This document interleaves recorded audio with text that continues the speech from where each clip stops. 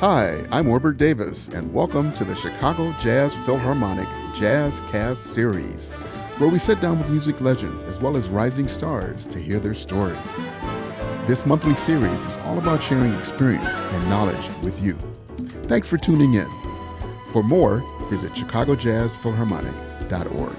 Let's do it. Boy, it's so good to see everybody, and I'm so excited for this next 50 minutes, I guess it's going to be. First, I want to say that all of you students are part of a family. We could call it a community, a family, and that's the Chicago Jazz Philharmonic family. And you play a very important part being students because almost everything we do is directed to education. And we're just so glad that you are taking such a big part of your summer, right in the prime of your summer, to spend some time with us. But the Chicago Jazz Philharmonic family and community, if you will, extends past you, the students. You know, we have our staff, we have a board of directors, we have an audience, which some of you and mostly all of you are part of that as well. But we have a very important part of our family, and that's the Chicago Jazz Philharmonic musicians. And so we are just so honored, and I am just so excited to have this conversation with the Chicago Jazz Philharmonic pianist. Um, See, my desk got excited too. Like, talk about tiny desk concerts. But anyway, I'd like to introduce you to Leandro Lopez Varady. And before we bring him on to talk, I'm going to play a little clip of Leandro. And this is Chicago Jazz Philharmonic in concert at Symphony Center, where normally the Chicago Symphony plays, but we had a great concert that night. We're playing a piece written by the great Gunther Schuller. And so it features the full orchestra, and this is the section with Leandro on piano. Check it out.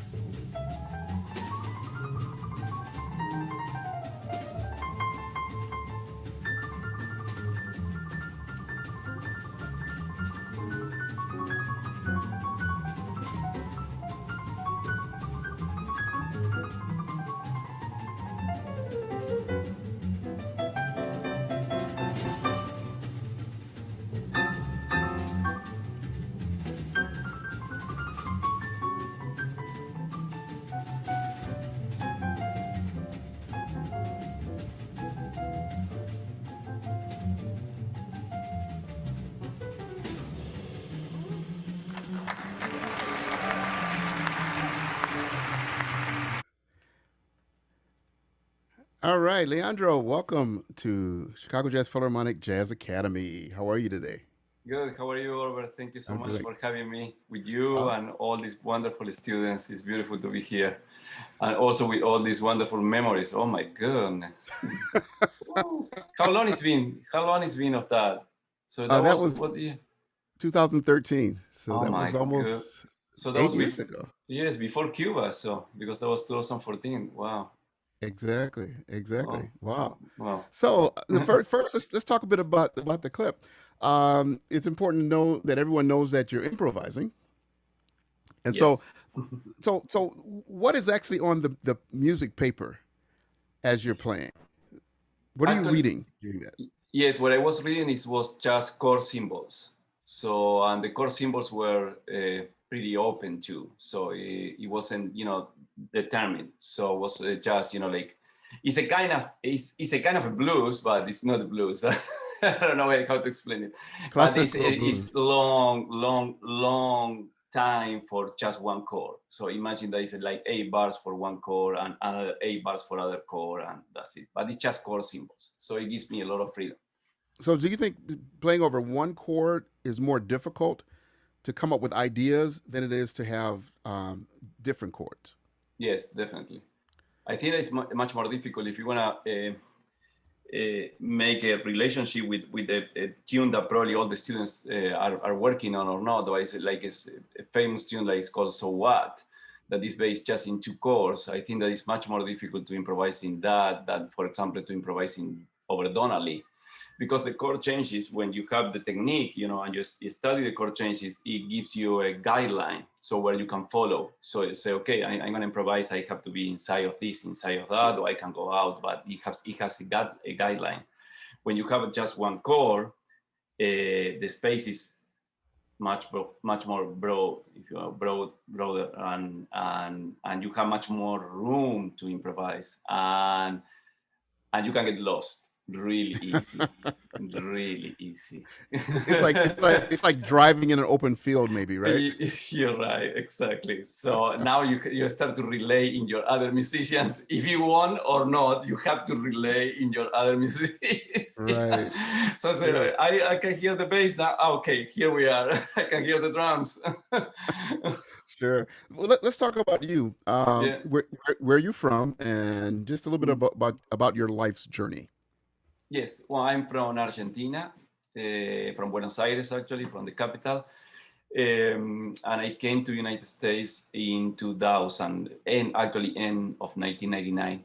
And I grew up in a family of musicians. My father was a jazz drummer.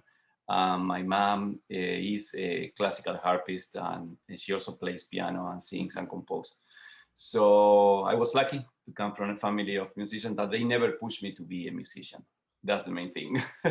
they Yeah. never they never say you have to be a musician. So that was good. And I came to United States because I worked with a great bass player from Chicago. His name was L.D. Young. He was one of the former bass players the former bass player of the Ramsey Lewis trio.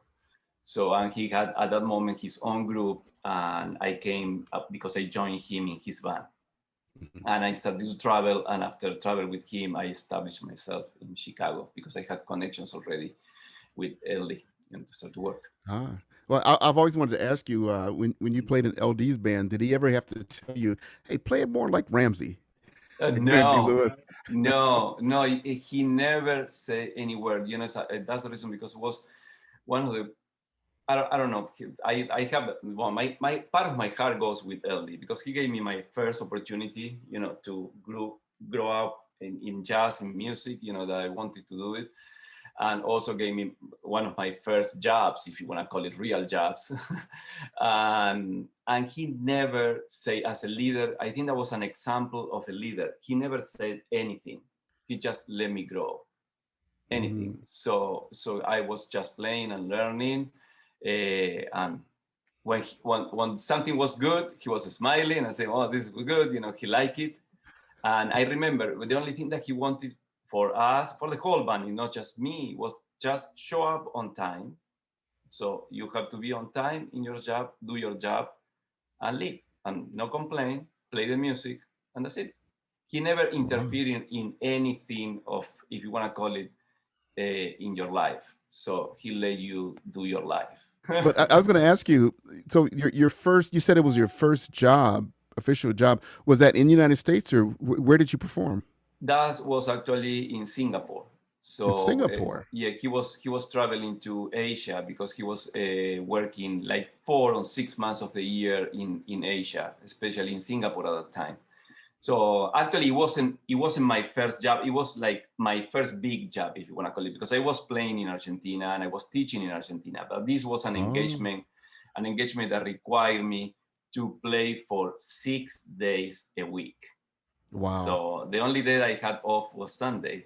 and the job was 5. I think that the first one was 5 hours. So we play 5 hours. 5 hours, yeah, every day. Wow. So I'm blessed. I say, well, that I say, thank you, Lord, for this opportunity in my life, because I had actually the opportunity to play for 6 or 5 hours every day during 4 months. Wow. So without stopping. So that was a learning curve for me. That was great. Yeah. Great. And to be employed, to get paid while doing it. Exactly. Yeah. I'm doing what Holy I cow. wanted to do, because I wanted to play jazz music. So, so I said, well, that was heaven. Yeah. So what style of music did you play in Argentina? In Argentina, I was playing mostly. I play some jazz, but there is not like a constant. You cannot work constantly playing jazz. So you play, just clubs there, once in a while, something. But you cannot play frequently, if you want to call it, because there is not a scene. Or at that moment, it wasn't a scene. It was a difficult time in Argentina also. So the economy Sure. was really bad. So Sure. it didn't help. But mostly that's what I was doing, playing some clubs, and I was teaching at the university. So at that moment. Nice, nice. So let's talk about classical music. Did you play classical music as well? Yes. I was trained as a classical musician, actually. So I started piano when I was 10 years old. Actually started. Yes, I started to study with a teacher, with a classical piano teacher. When I was 10, and then I went to college, university there. This for music composition, and that was when I was 19. No, I started in, yes, 18, and I finished at 23. So, and all during that time, I was taking private lessons with a classical piano player. Wow, that's awesome. Mm. So there's two things I want our students to understand. Mm. One is that it's very difficult for me to interview Leandro because I know all the answers already. Yes, you're right. We're family, like you said. That's right. That's right. And I have to say that Leandro, you are one of my favorite musicians in the entire world. Oh, please. Oh, thank you so Oh much. no, Yes. most definitely. And Oh, thank there are probably two types of musicians. I think it's the musicians that you don't know and you listen to as much as you can and you try to see them when they come to concerts. But then it's the musicians that you work with. Mm. And Yes. as a composer, I one of the greatest joys for me is to, really work so hard over a composition and then turn it over to the musicians.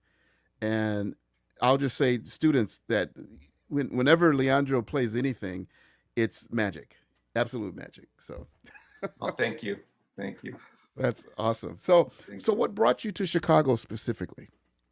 Well, my main reason I wanted to come to Chicago was actually was to United States. I didn't know what part, because I didn't know that much about the history of United States, or mostly the jazz history of the United States. But my main reason was that I wanted to come to learn more about jazz music.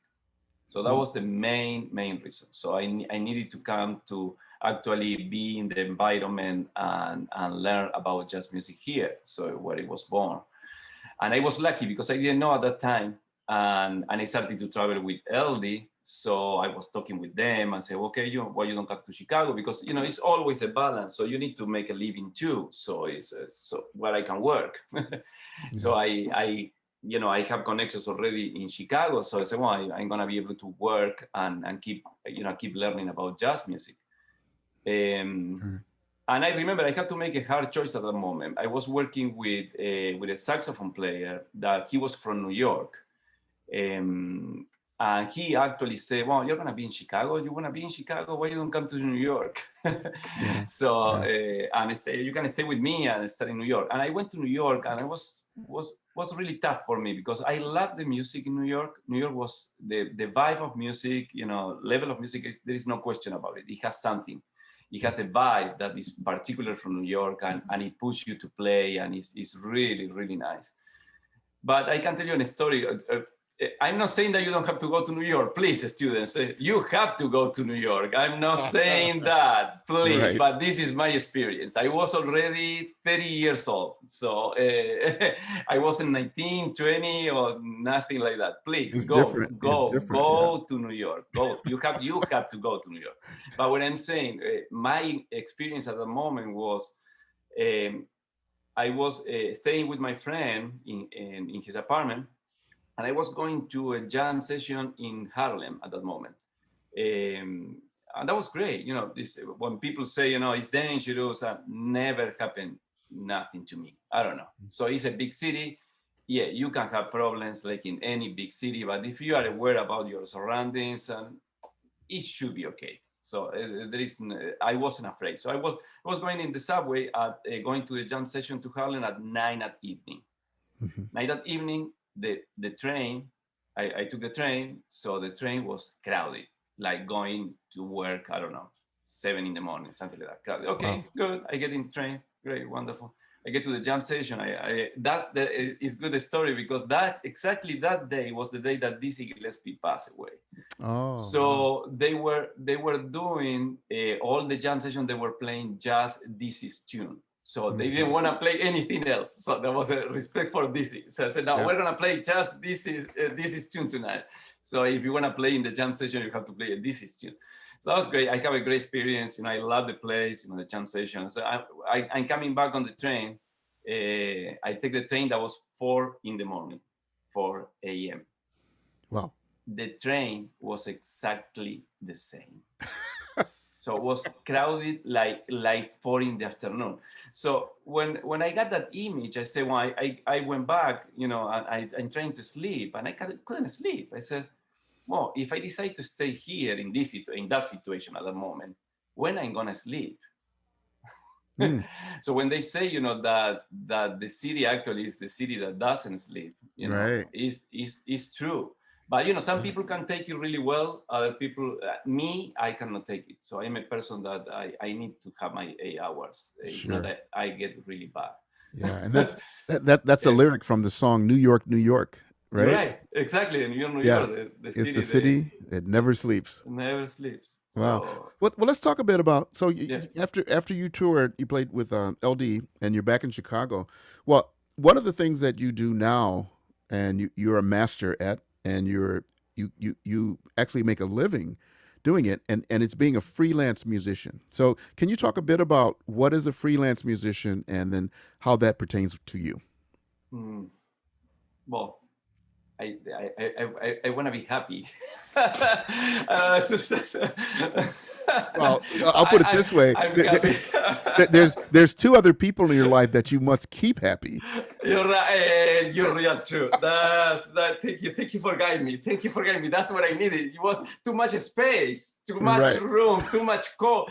Just one chord. You need to give me more chords to play. Oh man, that's great. No, yes. Well, I have a family. You know, I've been with my wife for. I met her when she was 19. I was 21. So, and I'm 53 now. So we've been, I don't know how many years. I cannot count it. And I have a daughter that she was born here. So proud of her. She's 10 years old. And yes, well, being a freelance musician is not easy, but I don't think that it's easy for anything. So in life, so everything it has any activity has their problems, you know, and their challenges. Right. So being a freelance musician is based on working. So freelance meaning that you work for multiple people, and you have to. That's it. The difficulties of that is what happens if you get a call from 2 people for the same time. You're right. Well, that's the problem. So you need to stick, you know, with the people that you say yes first. So if somebody call you, you know, for a job in the same day, even if the second one calls you for better money, it's difficult. So you stick with the first one because you already give the worth to that one. If not, you shouldn't give it. You know, it's just like of course, if you have friends already, you can talk about this. It's not that strict. So if it's a friend of you or something like that, you understand, they are going to understand too. So it's not that strict. They say, okay, yes, I understand that you need to make that money. So the problem to be a freelancer is that you don't have security money-wise. And that's the big problem of being a freelance. And that's the reason, because a lot of people that when they follow the career of music, they try to get, for example, if you're a classical musician, you want to get in an orchestra, because the orchestra gives you, besides that you're playing what you want to do, the orchestra, an established orchestra will give you a security. So that is really important in life. We cannot deny that. It's important. So, and that's a security, so that you are looking for, and freelance in that respect is really tough. So the other way that you can balance that, the freelancing, is of course, teaching. So it could give you some security. So money-wise. So if you teach, you can, like balance the income. And my experience is that you're not gonna get rich. So if you're looking to get rich, I don't think that you're gonna get rich. It's said that you are, one of the top that make a lot of money. Of course, if you are Beyonce, you're gonna make a lot of money. But Beyonce is one. So that's if you relate this with soccer, everybody's talking. Oh yeah, I want to be in Argentina. We have soccer players. Like you have basketball players. Like Michael Jordan. Okay, yeah, Michael Jordan is a millionaire. How many Michael Jordans you find in the world? Right. And even if you have Michael Jordans that they play like Michael Jordans, how many Michael Jordans had the luck that Michael Jordan had? Right. And they don't have to freelance either. You're right. So it's so difficult in that respect. But if you know how to live, and balance your life, I think that you can live pretty well. So it depends what you are looking for in life. Mm-hmm. So we have quite a few piano players in our camp. Yes. So talk about the role of a piano player from being a soloist all the way to what we call jobbing or freelancing, all the way to your role in the orchestra. Well, there are totally different approaches. So I haven't played that much jobbing bands. I did some work, in wedding bands. Jobbing bands is what we call wedding bands. So when people get married and you play, for the cocktail hours and you play, and it could be, really good money if you are in that circle. Yeah. It's difficult, this order. So we will try. So I'm going to start for the things that so when people like some things more than the others, no? Everybody, I think, it's in that. All the students, you can say, well, I like, vanilla ice cream. I like chocolate ice cream. Right. So, okay. So if I have to make choices in music, my choice would be to play what I really love to play. When you have to play for a wedding band, you play sometimes music that you don't want to play, but you have to play because that's part of the job. So if you are playing for a wedding band, you have to learn certain songs, and you have to do, in a case of a piano player, you need to learn sounds. So if the piano players they never play piano in a wedding band. Generally, there are keyboards or synthesizers with different sounds. So you need to prepare in sounds, you need to prepare in different things. That some people are interested in that. So, and they like it. For me, it's a difficult choice because I'm a piano player, mostly a piano player. So I devoted my life to play the piano.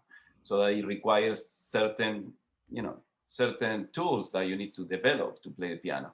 So when I have to play a keyboard or have to play something like that, this for me is not that easy first. And also, I'm not that interested in sounds like people really are. So that when they do that kind of work. So I like sounds, but I don't want to spend my time just trying to find a new sound in a keyboard. Right. So that's me. That's myself. Some people do it. So what I'm saying is people that had that tendency, that probably they like to play keyboards and they like to do a research in sounds, they are more open to play in a wedding band because they have an attitude to play that. Definitely you have to have different type of mind when you play that music. So so you have to think about the music. You know, you want to play that music as best as you can. So you have to involve to play that music as best as you can. So you have to study. You have to study different styles, and exactly, you have to study different styles. You have to study different things, and those are totally different. So you have to actually, that's good, Oliver, that you said that, because to be a rounded musician, you need to know everything. So unfortunately, you have to work in everything. So you have to work if you want to play jazz, you have to work in jazz. If you want to play classical music, you have to work in classical music. If you want to play in wedding bands, you're going to have to learn pop songs. So you're going to have to work in pop songs. But everything is possible. So it's not something that is unattainable. So that's something that is, yes, it takes time, of course. Yeah. So always it will take time. Great. Well, let's talk. I'm sorry. Let's talk specifically about your approach to playing in the orchestra in the Chicago Jazz Philharmonic. Well, that's now, you know, Oliver is telling something. You know, I'm trying to talk. I don't know if I'm not looking at the camera a lot of times, so I'm sorry. I'm just looking. But what I'm Oliver is actually Oliver was one of the people here in Chicago that make one of my dreams come true, because I'm a classical musician, so I was trained as a classical musician, but I love jazz music, and I was trained as a jazz musician too, because my father was a drummer. So I have both trainings, and always one of my dreams was to combine them, so and play and see, you know, how these two musics could interact. And but trying to create something that is not a jazz musician playing classical music or a classical musician playing jazz music. So, and actually a real marriage, if you want to call it, in between two musics. Mm-hmm. And with Oliver, you know, I had that opportunity. So I said, oh my goodness, thank you, Oliver. I always thank you.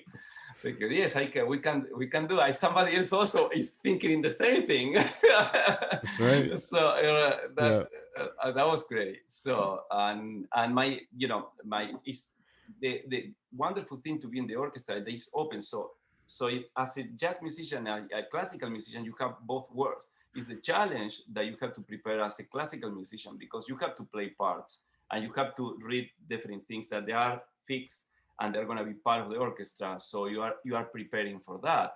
But then you have all this other room that is for improvisation, where you can actually create something. So you will have a core, like in this case, in the clip that you saw, you will have a core, and that's your time. So and that's when you start to show.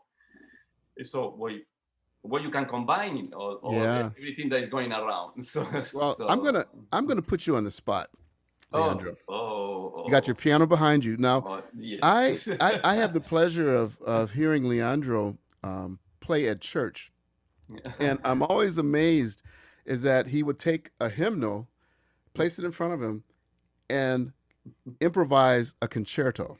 No. No. Hey, I know what I'm talking. Hey, I know what I'm talking about. Okay. So, I want you to think of a kind of an easy hymn, okay, and then give us an orchestral introduction on the piano. So tell us a little bit about your process, Leandro. I'm gonna take a picture of this, and I'm gonna have it on my screen in no time. Well, my process is first, you know, I look at the music like it is.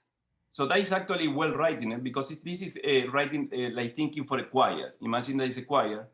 Mm-hmm. So you have the four parts, you know, the soprano, the alto, the tenor, and the bass. And it's generally they are chorales, you know, all these pieces. They are beautiful, you know. So you can, if you have a choir that sing it, it will sound great. But I take this at departure point. So I take this music. What I do is generally analyze, you know, the chord changes, the chord structure, and then I analyze the melody, so the intervals in the melody. So if I can be clear, if you have any questions, please let me know. I can tell you what I do. Let me show you a little bit. So I'm gonna play the hymnal like it is, so you can hear how it is, and you will recognize it.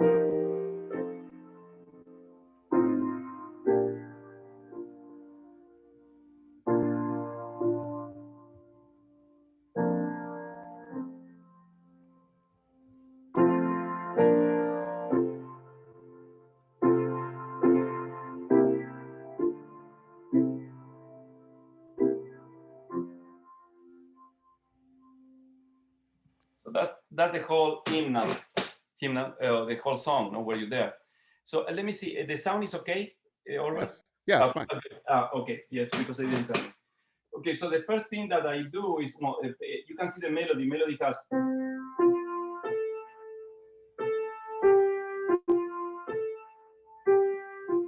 So that's already give me an idea. So that's the first phrase, if you want to call it, no? Mm-hmm. So, and you can analyze the intervals. So you have between C and F is a fourth, then the perfect fourth, then between the F and A, you have a major third, then repeats, then you have second, another second, a third, second, and second. So those is like a structure, intervallic structure. So, and then you have the harmony. So you can analyze when the chorus comes, like. So I'm not gonna spend time in that, but so there is all, you see, all the voices are sounding together. And there are points of, if you wanna call relaxation, tension and relaxation, is where you have the fermatas. So you weigh there. So it's a point where you're on. So Leandro, yes. What I want to hear is one of the magical moments where you take it to the point of no return. Oh. You know what I mean? So imagine now that you're composing an orchestra around your piano. Yeah. Okay. That's what I'm gonna do. But that's what I wanna clear this. This is improvisation now. I don't have anything planned. So sometimes works, sometimes doesn't work. So it depends. So you have to be. It's like jazz. It's jazz. It's jazz, and sometimes you are in the mood. So it has a lot of things to do. So these hymnals has a lot of power itself. So it depends also the moment. So it depends a lot of things. So I try to put my mind in this and try to do the best I can. If it gets too long, stop me.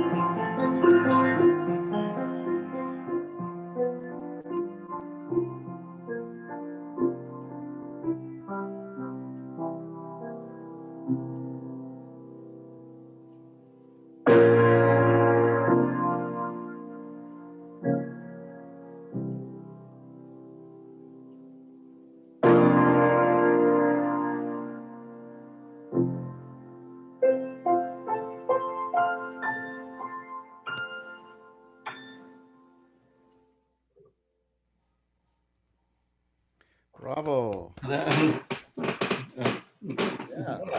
Yeah. So, Thank you. Gracias. so my question is what goes on through your mind? Because again, if all we have is the basic, melodic structure and three other parts of harmony, what is that? What are you thinking about? So are you thinking about where you are, or are you thinking about where you're going, or Uh, where you've been? Good question. Hmm, I don't know. I don't know what I'm thinking about actually. I just let it flow. It gives me yes. I start with the structure. So the structure is like pretty clear, but then there is something that disrupt that. So I want to disrupt that. So it's like I want to create something that brings me to other place. For example, so I can remember a little bit what I did, but what I did, what I was going to the flat six, the like what is called, like deceptive cadence. So, and that opened to me another idea. So I said, okay, I can go now from here. Yes, probably I'm looking forward. Always I'm moving forward. But then, because the theme that is da da da da da da, so I have that's always is in my mind. So that brings me back, and I think that that's what creates a little bit of unity in everything.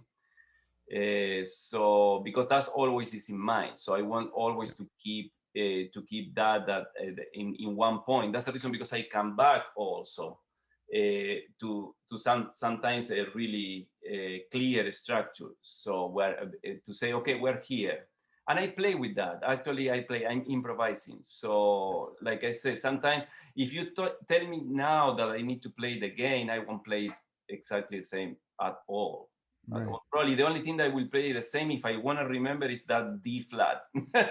Ah, That's the only half cadence that is the only thing that probably I will remember that I yeah, was doing. yeah. Very And interesting. I of course, because you told me that you want me to do something orchestral, I try to use the piano, all the rolling in the bass. I'm trying to imagine that there are basses or there are, there is Symphony. Yeah, something like sustaining, because I want to create that kind of sustained sound. So yeah. over that. That's awesome.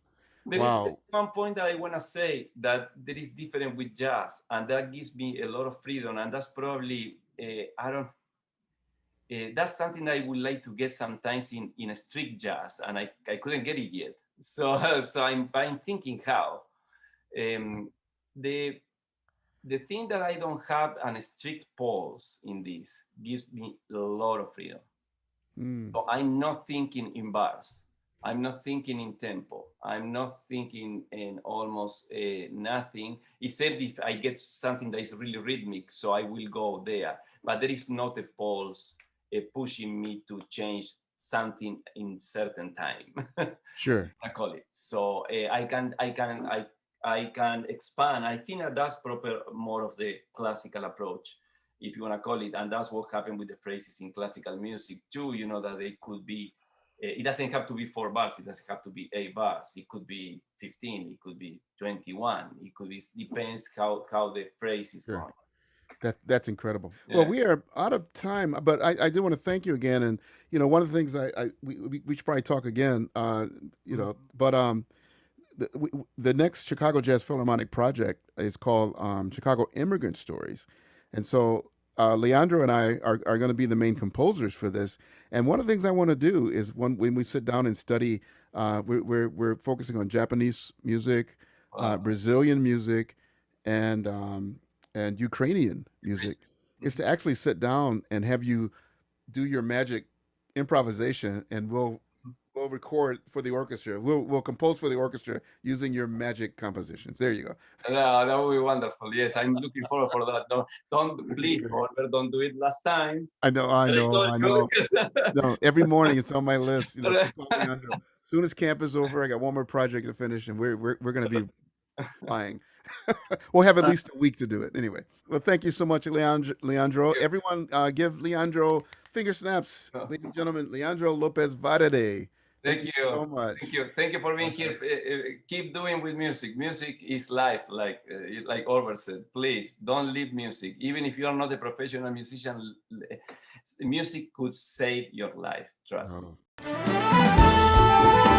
That concludes this episode of the Chicago Jazz Philharmonic JazzCast series. We really appreciate you tuning in. Sharing these stories wouldn't be possible without the support of listeners like you. To hear previous episodes, or to make a donation, or to simply learn more about our mission, please visit us at chicagojazzphilharmonic.org. See you next time for the Chicago Jazz Philharmonic Conversation Series.